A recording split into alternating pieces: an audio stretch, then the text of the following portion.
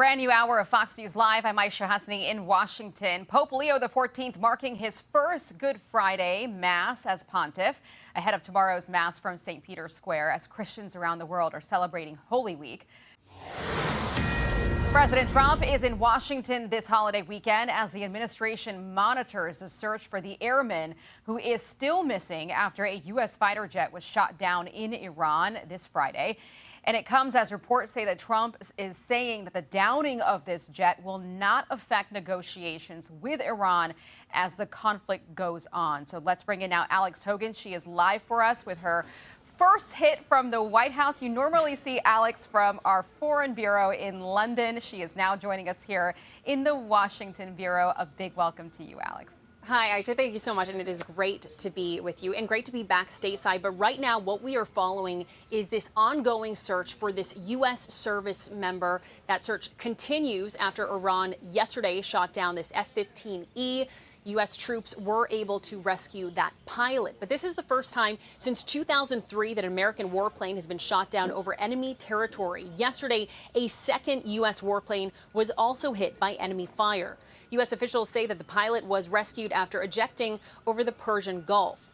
With the war today entering its sixth week, President Trump warning Iran about his approaching April 6th deadline to open up the Strait of Hormuz, posting this: time is running out 48 hours before all hell will rain down on them.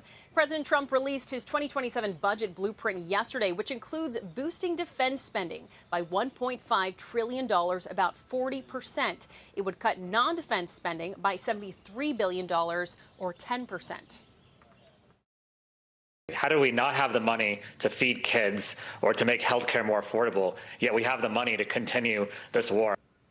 The White House says that the defense spending is needed to meet the current national defense needs, although some Republicans argue that this increase in defense spending could face its own hurdles. The president's going to have to make a strong case to increase spending by that dollar amount in order for us to move forward. President Trump is here this holiday weekend, although we do not expect to see him today. Aisha. Okay, Alex Hogan live for us. Alex, great to see you at the White House. Well, U.S. forces are still searching for that second F-15E crew member who has been missing since the aircraft was shot down over Iran yesterday. And it comes as Iranian officials called on the public to find the airmen and turn them in for a reward. They're looking for him, too. For more, let's bring in House Majority Whip and Minnesota Congressman Tom Emmer. Congressman Whip, thank you very much for joining me on your Easter weekend. I want to get to this developing news here as this urgent search continues for our service member. Do you think at this moment, are you worried that this changes our timeline when it comes to Iran? No, I don't worry about it. I think our president, as you know, Aisha, he didn't start this war, he's finishing it. And as he told the American public a couple nights ago, they're well on their way to being done. In fact, what they have done is historic. Hit over 11,000 targets. The drone activity is down by 90%. Have effectively destroyed the Iranian infrastructure in just a matter of weeks. And now it's the end of the process. Obviously, our prayers go out to the air crewmen that we are looking for right now. But when the president says this is not going to affect negotiations, I agree. Okay. I want to move on to this DHS funding fight that you guys are right in the thick of it right now. And it looks like the speaker has lined up with Senate Majority Leader John Thune. Are you guys going to try to do this something through pro forma this week? Is that on the table? No, not as far as I know, unless something changes. Frankly, what has happened here is the Senate, it was a bad look. You don't pass something at 3 in the morning with only 6 people on the floor and literally defund everything, fund everything but the Immigration and Customs Enforcement and Border and Patrol. It just doesn't work that way. It's a bad precedent for the House. The House, frankly, with our Speaker, has negotiated that the Senate will move this as quick as they can when they get back to town after the Easter recess. And the White House has assured us that the relevant agencies have the money they need to do the job that they're required to do over this period of time. So no, I do not expect something to happen in the coming week, except for discussions on how quickly this moves and what it looks like when we get back after the Easter holiday. But don't you want to get these people paid? I mean, there will still be people that are not getting paid. Don't you feel like that it's important to get this done as quickly as possible instead of waiting for this break to be over?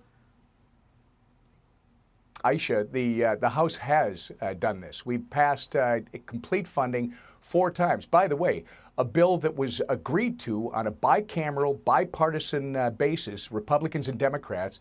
It's just because of extreme anarchist, Marxist, socialist base that Chuck Schumer has to deal with that he reneged on the deal. Yes, Republicans have been trying to do this since the beginning of the year. The problem we've got is the precedent that has been set is not going to be good going forward. And that precedent is, if you're going to be able to pull out whatever piece you don't like in an appropriations bill, where does this end, Aisha? You know, the next time we have an agricultural appropriations bill, somebody's going to want to pull out something they don't like from that. So it's a big deal in the House. We've been trying to get this done. God bless our president for making sure that our TSA agents are paid. I'm told by Secretary Mark Wayne Mullen that he's got the money that he needs to make sure these people are getting paid until we get back. And then it's really important that we get this thing done once and for all before the end of April. So I know there's quite a contingent of Republicans that want to see this paired up with reconciliation. They want enough progress made on reconciliation in getting this money funded into ICE before they vote on this particular bill to fund DHS. But we know that reconciliation can take a long time, Whip. You know that. Last year, it was, I believe it officially started in February, didn't wrap up until July.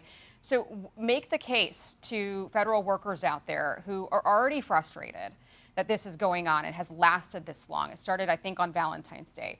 How can you promise them that reconciliation will be wrapped up quickly? Well, this is the commitment that the Speaker got from the Senate. Because you're right, and the delay typically comes on the Senate side. They have to take a lot longer than the House does, even though we have a process in the House. There are 2 schools of thought right now, Aisha. The first one is that Lindsey Graham over on the Senate side waives the hearing process, moves a budget resolution immediately. He can get that done very quickly, and then the Senate would originate a skinny reconciliation bill that would only fund CBP and ICE. On the House side, there's also another school of thought where you would move the entire Homeland Security funding bill that's already drafted. I mean, that's one of the reasons it takes a while. This stuff is already drafted. As I said to you earlier, we've already passed it at least 4 times. There's a school of thought in the House that you could do the entire Homeland Security bill through a reconciliation process that would originate in the House. That's the discussion that I expect to be fleshed out over the next 5-6 days. And then we have to get this done immediately in April, which is what the commitment, again, is the Speaker got from the Senate. But in the meantime, okay, April, in the meantime, aren't you guys just raiding the big, beautiful bill by forcing the president to take these executive actions to pay these federal workers? Well, Republicans are doing what is necessary to make sure that the American public comes first, the safety and security of Americans here at home. Republicans have been doing this from the get-go. It is the Democrats that are trying to stop this for some ridiculous reason. It's about politics for Democrats. It's not about Americans. So Republicans will continue to make sure that these things are funded so that we can do the job of securing the homeland and protecting Americans first and foremost, their security at home.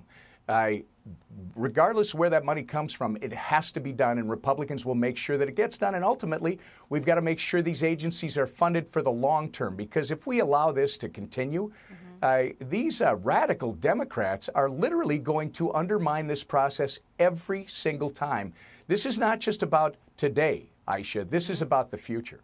Well, if you allow it to continue, you may not have the House in November, Whip Emmer. That's, I'm sure, on your mind as well. So we would look forward to seeing what happens in the House and the Senate as you guys work to fund DHS. Whip Emmer, thank you so much for joining me. Happy Easter. Happy Easter to you, Aisha. Thank you. Hey, it's Will Kane. Click here to subscribe to the Fox News channel on YouTube. It's the best way to get our latest interviews and highlights. And click to subscribe to the Will Kane podcast for full episodes right now.